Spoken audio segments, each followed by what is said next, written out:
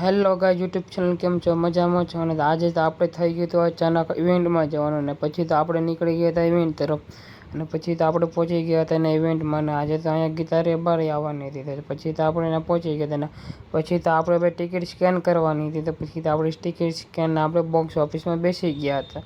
અને થોડીક વારમાં પછી તો કે રાસ ગરબા ચાલુ થઈ જવાના હતા.